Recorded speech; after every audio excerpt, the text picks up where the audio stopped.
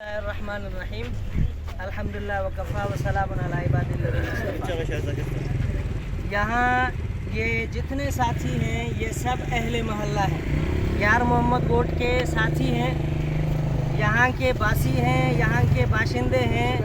ان لوگوں کی اس روڈ کی وجہ سے، ان ٹینکر کی وجہ سے یہ حال ہو گیا ہے کہ اگر ان کا کوئی بندہ دنیا سے رخصت ہو جاتا ہے تو وہ قبر میں اتارنے کے لیے ذلت سے پہنچایا جاتا ہے۔ دنیا کی زندگی اس کی ویسے ذلت سے گزری ہوئی ہوتی ہے، آخرت کی زندگی آخری قبر تک پہنچانے کے لیے وہ اس کو ذلت کا سامنا کرنا پڑتا ہے۔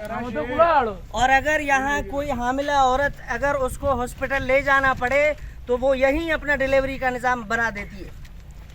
اور اہل محلہ کئی دفعہ، یہ ہمارے بڑے بڑے ساتھی یہ کئی دفعہ ٹاؤن چیئرمین کے پاس گئے ہیں، ڈی سی کے پاس گئے ہیں، یو سی کے پاس، یو سی چیئرمین کے پاس گئے ہیں، لیکن وہ ہمیں انسان ہی نہیں سمجھتے، وہ ہمیں بندہ ہی نہیں سمجھتے۔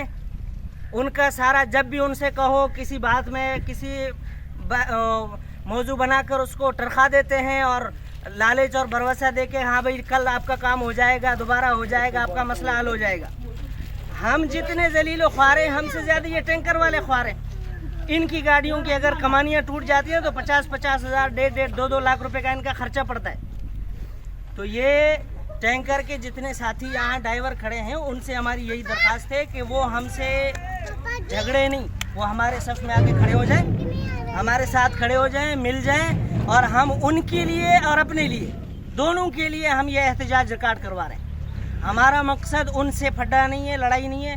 یہ ساتھی جتنے ہیں ہم ان کے ہمدرد ہیں، ان سے زیادہ ہمارے لیے پریشانی ہے۔ یہ تو ان کا ذریعہ معاش ہے، تجارت ہے، روزگار ہے ان کا، کسی کے روزگار کو چھیننا ہمارا مقصد نہیں ہے۔ لیکن یہاں کے جو انتظامیہ ہیں، یو سی چیئرمین ہو گیا، ٹاؤن چیئرمین ہو گیا، یہ ہمارے پڑوس میں رمضان گوٹ میں بیٹھے ہیں، اتنا دور بھی نہیں ہے، 2 کلومیٹر کا فاصلہ نہیں ہے یہاں سے اجتماع گاہ کا گیٹ نمبر 1، 2 کلومیٹر بھی نہیں ہے۔ اور یہاں سے اگر کسی کو ایمرجنسی میں جانا ہوتا ہے 2 کلومیٹر کا فاصلہ وہ 2 گھنٹے میں طے کرتے ہیں۔ ابھی ہمارے امیر صاحب آئے ہیں، اس کی اب بائک کو دیکھ کے پورا بائک اس کا بھیگ گیا ہے کچرے کے اندر، کیچڑ کے اندر۔ تو یہ روزمرہ کے واقعات ہیں، صبح دوپہر شام کے واقعات ہیں، لوگوں کے مسائل ہیں۔ کسی کو ہاسپٹل جانا ہوتا ہے، کسی کے مہمان کو آنا ہوتا ہے۔ پچھلے سال یہاں ہمارے یار محمد گوٹ میں ہمارے ساتھیوں نے ایک پروگرام رکھا، خود پیپلز پارٹی کا پروگرام رکھا، اس کے اندر ان کے نمائندے آئے، ان کی بڑی گاڑی فورچونر گاڑی ان کی تھی، بڑی ہیوی گاڑی ان کی پھنس گئی اور پھر یہاں سے واپس منہ دم دبا کے بھاگ گئے۔ تو جب ان کی بڑی گاڑی پھنس سکتی ہے، ہم غریبوں کی موٹر سائیکلوں کا کیا حال ہوگا؟